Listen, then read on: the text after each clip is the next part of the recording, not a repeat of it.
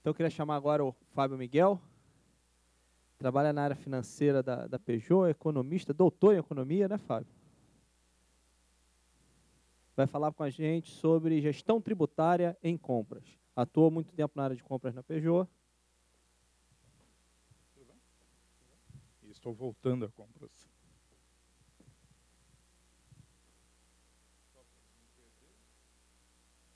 É ali. Vamos tentar.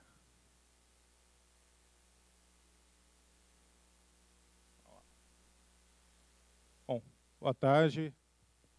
Vamos tentar resumir um tema um pouco difícil, que é parte tributária, mas que sempre, no fim, é bem importante, eu acho, no dia a dia de compras. Eu costumo repetir isso um pouco, que o comprador que não entende de tributos não sabe muito bem quanto está pagando, né, no fim, pelo preço daquilo que está comprando. Então, a gente vai fazer de uma forma resumida, mas fico à disposição. Quem tiver alguma dúvida pode me perguntar depois, pode me escrever, sem problemas. A gente vai falar um pouco da participação dos tributos nos preços dos produtos, sobre o sistema tributário brasileiro, os principais impostos aí, IPI, ICMS, imposto de importação, tributos em compras, que é diferente, se é CAPEX, se é insumo, se é serviço, se é bens de consumo final para a empresa, e algumas oportunidades que a gente já viu, que a gente já participou, já negociou com fornecedores, justo para estar reduzindo os custos junto a esses fornecedores. E eu falo que nem sempre essas oportunidades é no sentido, e quase nunca é, de prejudicar o fornecedor, de tirar dinheiro do fornecedor, mas que tem oportunidades, sim, que o governo nos abre as portas e que a gente, nem agente comprador e nem agente fornecedor, tem conhecimento, e por isso que a proposta é trabalhar um pouco dentro da cadeia do fornecedor, descobrindo essas portas e oportunidades que a gente pode abrir. Então, aí é só uma pesquisa da Fiesp, que mostra que a área tributária é a área burocrática mais importante, maior custo dentro das empresas. A Fiesp é a Federação das Indústrias de São Paulo. Então, acho que da Firjan aqui no Rio ou outras federações não seria muito diferente, mas a questão tributária representa 76% da preocupação aí da Fiesp com o custo da burocracia que todas as empresas têm. Essa também é bem importante, a avaliação que os insumos básicos no Brasil são um pouco mais caros, ou bem mais caros, que a maioria de outros países. Aí alguns exemplos: preço do gás natural, preço do diesel, preço da energia elétrica e o preço do aço. E quase todos, em todos os exemplos, é um pouco mais caro que os outros países. E grande parte desse mais caro não é só a ver com a produtividade, com o volume de produção local, etc. Lógico que isso a gente conhece bem. Mas tem a ver, sim, com a parte tributária. Então, vejam, carga tributária na energia elétrica, 45%. A gente vai ver gás natural, 20%, diesel, 24%, gasolina, 43%. Quer dizer, eu vou mostrar daqui a pouco alguns outros exemplos que mostram bem quanto representa o tributo quando você vai tomar um cafezinho, né? Você paga ali, no mínimo, 35%, 36% de imposto quando você está tomando um cafezinho. Melhor tomar café, porque a cachaça paga 82%. Então, dentro de uma empresa, tudo para funcionar a área fiscal, por isso que a Fiesp coloca como a área maior custo burocrático, tem 55 obrigações para abrir uma empresa, 10 livros fiscais, hoje está tudo em eletrônico, né? A área fiscal chama de Big Brother eletrônico, porque é tudo controlado e fiscalizado meio virtualmente, não é mais em livros e documentos, mas ainda tem que ter. Todas as empresas têm pelo menos 3, 4 inscrições, que é a inscrição na Receita Federal, a inscrição estadual, é a municipal, é no INSS, quer dizer, no mínimo 4 ou 5 inscrições diferentes. E tudo isso, né, gente, não deixa de ser um custo. O leão está ali sempre mordendo as empresas. Vejam, isso matéria de domingo no Globo, falando que os impostos viabilizam a produção. Sobre perfumes, melhor a gente não usar perfume, gente. 25% de ICMS e 45% de IPI. Produto caro, né? E aqui na gasolina ele fala que cada R$100, 57 são tributos. Quer dizer, mostra um pouco a ideia que dentro da cadeia de produção é difícil você estar pagando todos esses impostos e ainda ser competitivo. Os exportadores sabem bem disso hoje, a dificuldade de exportar, não só por causa dos tributos, mas também por um tributo aí que tá forte, um imposto forte, que se chama taxa de câmbio. A gente chega lá. Então, brinco sempre com meus compradores, vamos analisar a sua cadeia de produção. Qual é a sua cadeia de produção? Vamos abrir a sua cadeia de produção o máximo possível para a gente poder, em cada fornecedor, em cada tipo de commodity, em cada tipo de serviço, buscar oportunidades que a gente possa achar alguma portinha lá que a gente possa prever uma melhoria de impostos, ver uma redução de IPI sobre máquinas, ou um ISS sobre serviços. Então, para cada tipo, olhar qual é a sua cadeia. Essa é muito simples, né, gente? Aqui é um pouco mais complicado. Você tem uma fábrica de shampoo, ou de TV, ou de geladeira, você já volta lá, tem a embalagem, tem os produtos químicos, plástico. Quer dizer, quando a gente vai andando na cadeia, vai complicando um pouco mais. A minha, só para citar o exemplo, não podia deixar, é bem mais complicada. Ela pode ser simples assim, insumos, autopeças, montadoras, revendedores, até o cliente final. Graças a Deus, esse mês também batemos recorde, indústria automobilística vendendo bem. Continue sendo essa pessoa para a gente, que a gente quer cada vez mais. Mas, para fazer isso, tem muita coisa, né? Tem os insumos lá, químicos, borracha, madeira, plásticos, etc. Tem os fornecedores, forjados, fundidos, estampados. Tem o Tier 2, que são as autopeças. E hoje tem o Tier 1, que, na verdade, é um grande sistemista. A gente conhece na indústria automobilística uma Valeo, uma Bosch, que são grandes sistemistas e produzem não só uma peça, mas grandes módulos de peças para a indústria automobilística. E aqui a indústria automobilística, e depois segue sua linha lá com financiamento, etc.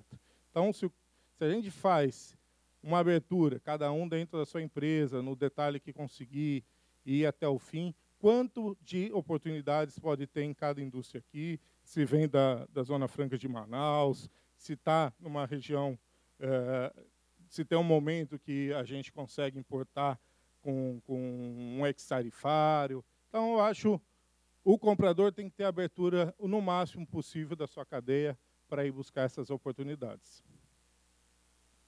Então, aqui, muito simplesmente, como dentro dessa cadeia que eu mostrei, a gente tem que ter, aqui é muito simples, um breakdown para mostrar, bom, aqui são as compras de matéria-prima, frete, energia elétrica, mão de obra, e aqui são os impostos que eu pago quando eu compro esses produtos. De novo, baseado naquela cadeia. Cada fornecedor de serviço, cada fornecedor de commodity, ter um breakdown mais simples possível ou com o maior número de informações, depende como as empresas fornecedoras conseguem te passar.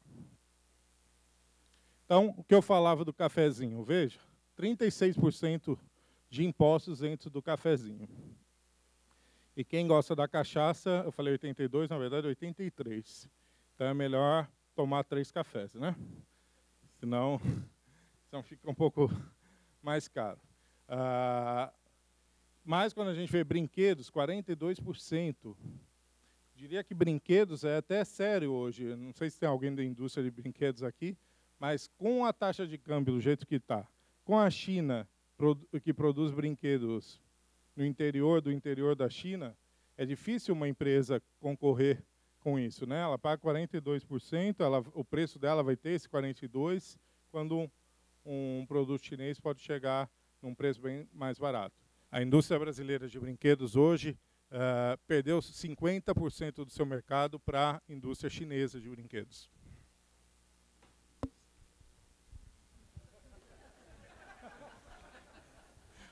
Vamos lá.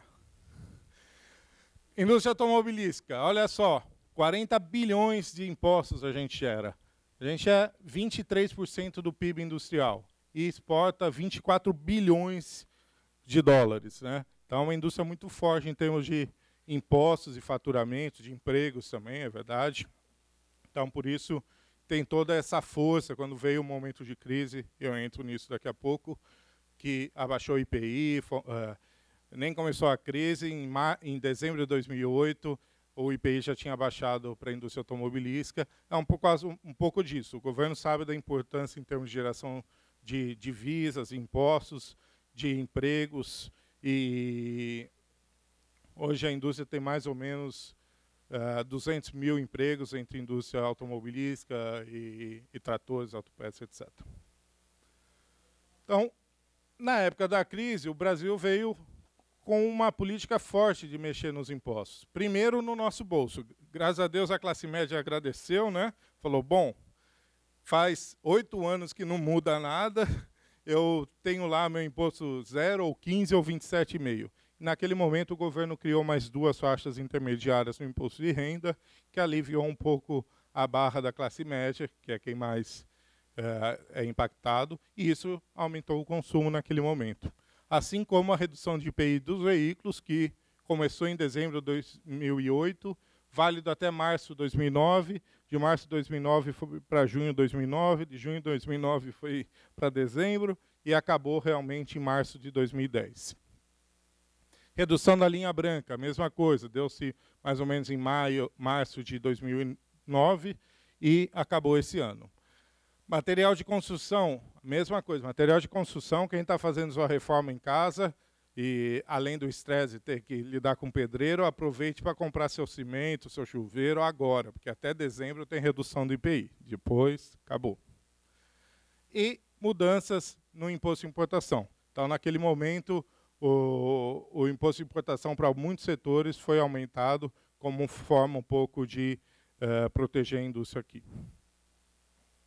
E isso para o comprador direto, né? Quem comprar aço, comprava com 0%, de repente, de um dia para a noite, virou 14, 12, 14, depende do tipo de aço. O comprador foi lá fazer as contas, falou, opa, não dá mais para trazer aço da Coreia, não dá para trazer mais aço do México, não dá mais para trazer aço da China, porque está ficando caro. Caso do IPI dos veículos, só para exemplificar, passou de 7 para 0 o motor 1000 e de 11 para 5,5 o motor de 1,1 a 2 litros flex. A maioria do mercado brasileiro está ou entre 0 e entre 5,5. Valeu até março desse ano, acabou. Feliz de quem comprou seu carro até lá, e depois agora voltou ao normal. Mas o impacto que tinha para cada veículo é mais ou menos em torno de R$2.000 para cada carro. Vejam, no exemplo, 36 mil esse Fiesta, e passou, com a redução de 11 para 5,5, ele passou para 34.500. Um ganho de 2.000. Parece pouco, mas já era, de repente, um IPVA, já era um seguro, então isso incentivou bastante o cliente a comprar. E dada a recuperação dos empregos, o Brasil nos últimos anos tem mais gerado emprego do que reduzido a base de emprego, então teve uma explosão do consumo ali de carros. Outros impostos foi para a linha branca. Então quem compra aí, quem trabalha na linha branca teve uma redução na sua cadeia e também no cliente final. E a construção civil, que eu falei agora também, vai até dezembro, né? Depois acaba. Então, impostos no Brasil. Hoje, o Brasil paga mais ou menos, passou de 95 para 2008, 2009, a 35% do PIB em impostos. Não é um número alto quando a gente compara com alguns outros países desenvolvidos. Porém, quando a gente tem o que a gente tem de troca, que é o problema, né? Então, eu vou mostrar daqui a pouco uma comparação que mostra bem a gente paga 35 e alguns países, como a Dinamarca, paga 50. Só que o dinamarquês não precisa pagar saúde, educação, nada sai do bolso dele. Enquanto a gente paga 35, mais saúde, mais educação por fora. Os impostos, que pode ser por tributo, PIS, COFINS, ICMS, ou por incidência, se é sobre a renda ou sobre os produtos. Cada um, o juridiquês aí, pode querer analisar como de uma forma. No Brasil é esse 35 que eu falei, todo ano cresce um pouquinho. 2009, não coloquei aqui justo por causa da crise, o pré-crise, né?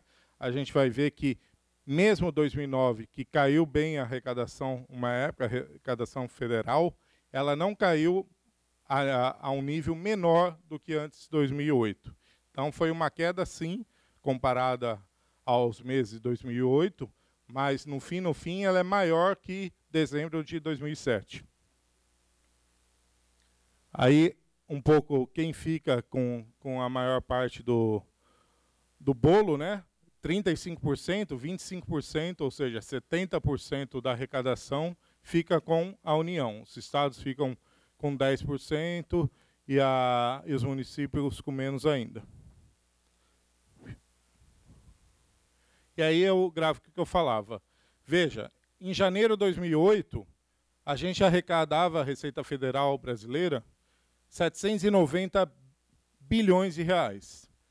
Veio 2008, o ano de bonança, né, pelo menos até setembro, antes do Lehman Brothers. Daí começa a cair. Vem a crise, vem a crise. Aqui é o ponto, setembro de 2009, é o ponto mínimo, que também é 790. Ou 690, perdão. 690, ou seja, no pior momento da crise, a gente arrecadou como em janeiro de 2008, quando a gente começava a decolar. Então, por mais que o governo tenha falado disso, dessa caída, que foi a verdade, que ele deu IPI, deu incentivo fiscal, tentou salvar um pouco o consumo e a indústria, não caiu a um nível tão ruim assim, porque estava ali, no mesmo nível, 690, que de janeiro de 2008. Então, os exemplos que eu falava, tributo sobre renda, imposto de renda, basicamente, sobre salários, todo mundo paga, sobre propriedade, todo mundo paga, e sobre bens e serviços, que no dia a dia a gente conhece bem em compras. Veja, sobre folha de salário, 22% dos impostos brasileiros vem da folha de salário. Sobre bens e serviços, 50%. São os dois principais contribuintes para o bolo. Ou seja, nós e nós, né? Nós quando compramos o café e nós quando trabalhamos e recebemos nosso salário. E aí a comparação que eu falava. Brasil, 35% de participação da carga tributária sobre o PIB. Na média, 36%, Dinamarca, 50%, Bélgica, 44%, mas esses países, França, Bélgica, Suécia, têm um retorno um pouco maior em termos de serviços que o Estado paga, né? Aqui no Brasil, a gente ainda não tem esse retorno, mas também é histórico, né? Aos poucos, vai tentando melhorar. O Brasil hoje na produção, a gente vai falar daqui a pouco, na produção o Brasil melhorou muito. A gente já não tem tributos para produzir. Tem na venda, mas tudo que a gente compra para produzir acaba virando um sistema de débito e crédito, contábil fácil, que a gente acaba se recuperando quase de todos os impostos, menos do imposto de importação. Mas a gente vai ver que para produzir é mais fácil hoje, já avançou muito. Mas é histórico. Realmente o Brasil tem essa história de cobrar muito, e vem até daí a expressão o quinto dos infernos, é porque a gente já dava um quinto desde a época do Império. Veja, no carro a gente paga em média 25%, 30% de imposto sobre um carro. Então uma empresa, uma pessoa física, quando compra o carro, 30% vai para o governo. Outros países, Brasil 30%, mais Itália e França 16%, Estados Unidos 6%, Japão 9%. Então, pode ver que a maioria está mais para 15 do que para 30. Isso faz um pouco a diferença até de volume, né? Os Estados Unidos produzem 4, 5 vezes mais carros que o Brasil, tendo uma população um pouco maior que a brasileira. Então, será que se a gente baixasse, isso ficou provado um pouco na crise, quando você baixa, elimina impostos, você aumenta o volume de vendas. Embora o governo tenha perdido a arrecadação com o IPI, no caso do IPI, os governos estaduais aumentaram em muito a arrecadação do ICMS dado à venda dos veículos. Então, aí, para quem gosta do jurídico, né, o que é um imposto, o que é uma taxa, que é uma contribuição de melhoria, a taxa um pouco tem a ver com o serviço, então você paga uma taxa para iluminação pública, o imposto já não está carimbado para onde ele vai. Tem essas diferenças jurídicas que, para a gente, pouco importa. Para a gente é o cálculo que impacta quando a gente faz uma compra de um aço para a nossa produção, de um plástico, de uma embalagem, de um frete, de um serviço. É isso que o comprador tem que se atentar. Então, alguns tributos aí sobre lucro, faturamento, a PIS/COFINS, o PIS/COFINS, sobre industrialização, ICMS, IPI, e sobre serviço, ISS, que é o mais conhecido. Ainda tem o imposto de importação, né? Se você importa, você vai ter, além desses serviços, esses impostos todos, tem ainda o II. Aqui, bem resumidamente, todos os impostos, PIS/COFINS, hoje em torno de 9,25. Isso geral, pequenas e médias empresas pagam 4,65, tem algumas diferenças. Estou falando bem geral. Mas o PIS/COFINS é recuperável para a industrialização, não recuperável para o consumo. A gente vai ver cada compra de um exemplo de cada de uma máquina, de um serviço, de uma industrialização, para ver bem a diferença. O IPI, a mesma coisa, recuperável para a industrialização, não recuperável para o consumo. O IPI, por exemplo, depende do que você compra. Você pode comprar um produto, um insumo que é 5%, outro é 0%. Indústria automobilística, a gente está com 0 já há quase 10 anos.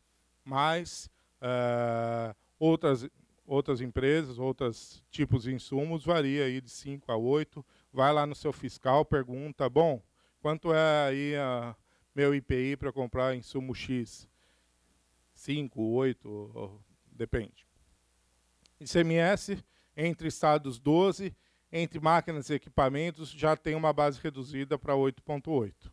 Também recuperável, ICMS, a gente vai ver sobre máquinas, porque se dá em 48 meses.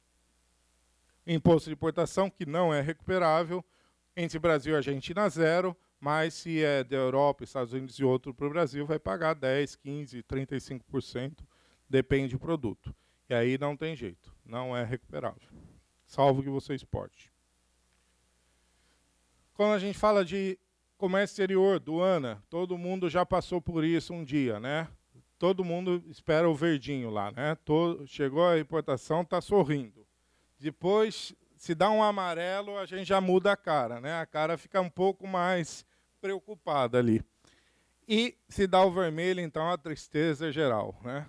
Parou tudo, o cara da fábrica fala, comprador, caramba, é culpa de compras. Lógico, a culpa tem que ser de compras porque parou a fábrica. Então, se teve greve na aduana, a culpa é de compras. Se choveu, a culpa é de compras. Então, sempre quando para lá, atrasa, a culpa é nossa, é do comprador, não tem jeito. Alguns impostos, né, sobre a importação, PIS/COFINS, ICMS, IPI e o imposto de importação mesmo, e como se dá o fator gerador, a entrada do produto no país, o desembaraço aduaneiro, que acaba gerando todo o pagamento desses impostos. Não vou entrar no detalhe aqui do cálculo em si. Lá no SEBEC a gente dá um curso de tributação para compradores, aí a gente faz um exemplo de cada. Mas aqui o tempo não ajuda. Então, cálculo de impostos.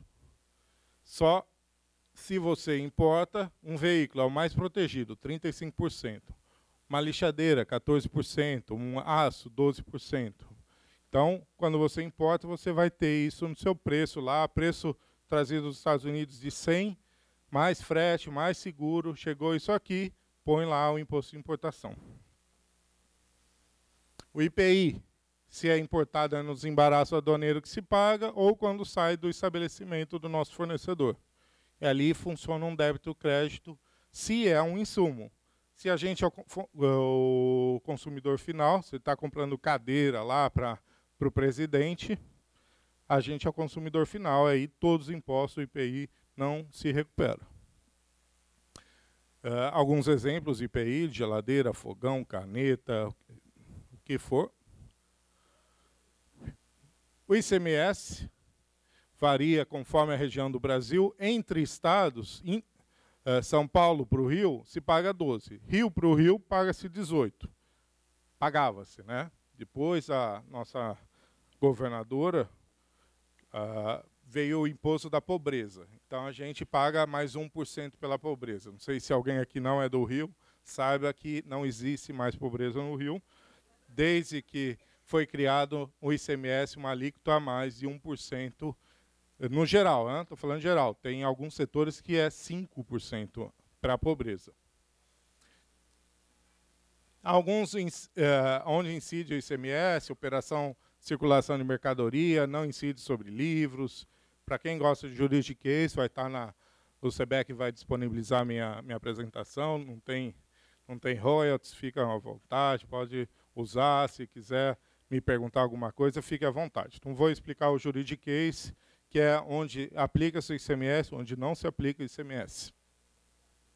Veja, a pobreza que eu falava. No geral, no Rio para o Rio é 18 mais 1, 19. Energia elétrica, 25 mais 5. Telecomunicações, óleo diesel, gasolina, aço. Então, o Rio tem uma alíquota a mais que é para a pobreza. Vocês sim, né? Porque vocês compram aqui no Rio? Quem compra não ri, chora, viu? E aqui alguns outros estados, para o mesmo geral 18.